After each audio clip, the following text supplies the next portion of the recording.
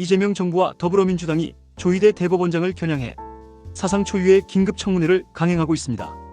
표면적인 이유는 조 대법원장이 지난 대선 당시 이재명 대통령의 공직선거법 사건을 지나치게 신속하게 처리해 대선에 개입했다는 의혹 때문입니다. 그러나 실상은 정반대입니다.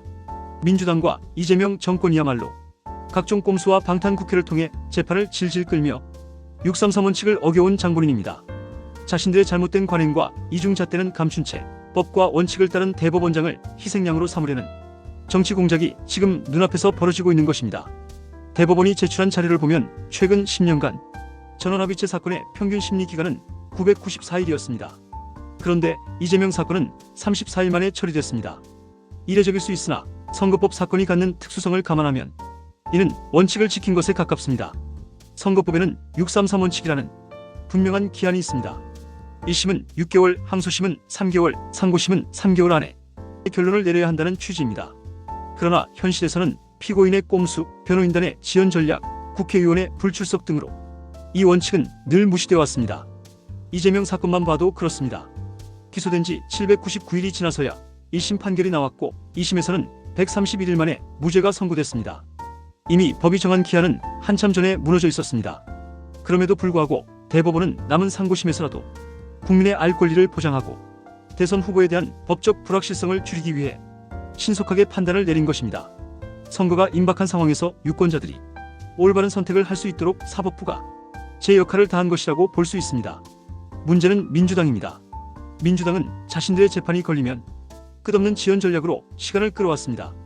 윤미향 전 의원은 일본군 위안부 피해자 후원금을 횡령한 혐의로 당선 무효형을 받았지만 최종 대법원 판결까지 4년 2개월이 걸렸습니다. 그 기간 동안 세비는 꼬박꼬박 챙겼고 결국 임기 4년을 다 채웠습니다. 조국 전 장관 역시 최종심까지 5년이 걸렸습니다. 그 사이 정당을 만들고 비상대책위원장까지 맡았습니다. 최강욱 전 의원은 3년 8개월 만에야 당선 무효형이 확정됐는데 임기 4년 중 3년 4개월을 의원으로 활동했습니다. 문재인 정권의 울산시장 선거 개입 사건 역시 1심 선고까지 3년 10개월이 소요됐습니다. 이것이 민주당과 그 주변 인물들이 보여준 재판 뭉개기의 실태입니다.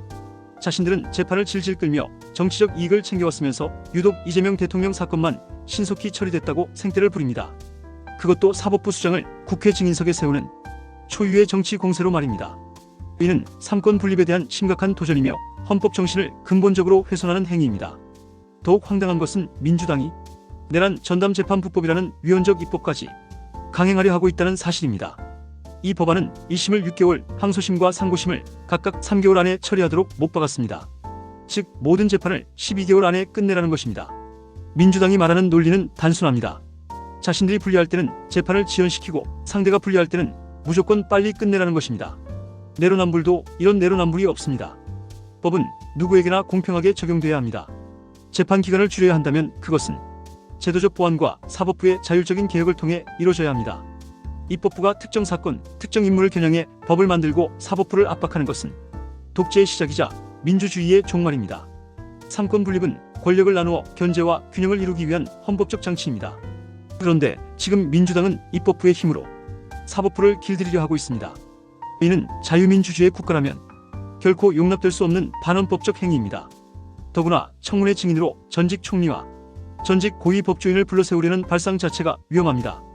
아무런 증거도 없이 사인 회동서를 내세우며 의혹만 부풀리는 것은 정치 공세일 뿐입니다. 대법원은 이미 강력히 부인했습니다.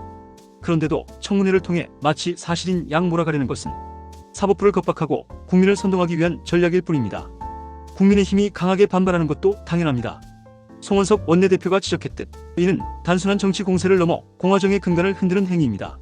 삼권 분립이 무너진 나라에서 국민의 자유와 권리가 온전히 보장될 수 없습니다. 정청래 민주당 대표가 과거 국민의힘의 행태를 들며 내로남불을 운운했지만 지금 벌어지고 있는 민주당의 모습이야말로 그 자체가 내로남불이고 적반하장입니다. 국민은 더 이상 속지 않습니다. 민주당과 이재명 정권이 사법부를 압박하며 장악하려는 시도는 결국 국민의 심판을 피할 수 없습니다. 자신들의 재판 지연 꼼수와 방탄국회로 국민적 불신을 자초해놓고 원칙을 지킨 대법원장을 공격하는 것은 국민을 우롱하는 처사입니다. 법과 원칙을 지킨 조희대 대법원장을 청문회로 모욕하는 것은 대한민국 사법부 전체를 모욕하는 것이며 동시에 헌법을 모독하는 행위입니다. 국민은 민주당의 위선과 이재명 정권의 독주를 똑똑히 보고 있습니다. 대한민국의 민주주의는 삼권 분립 위에 세워져 있습니다. 입법부가 사법부를 압박하고 행정부가 사법부를 길들이려 한다면 그것은 더 이상 민주주의가 아닙니다. 지금 필요한 것은 청문회가 아니라 스스로의 위선을 인정하고 사과하는 민주당의 자세입니다. 그러나 그럴 의지가 없다면 그에 대한 책임은 반드시 국민이 선거를 통해 물을 것입니다. 사법부는 정치의 하수인이 아닙니다. 조희대 대법원장이 보여준 원칙 준수는 사법부의 마지막 자존심이었습니다. 민주당이 이를 짓밟으려 한다면 그 결과는 결국 국민의 저항과 심판으로 돌아올 수밖에 없습니다. 대한민국의 민주주의와 삼권 분립을 지켜내는 일은 지금 우리 모두에게 달려 있습니다.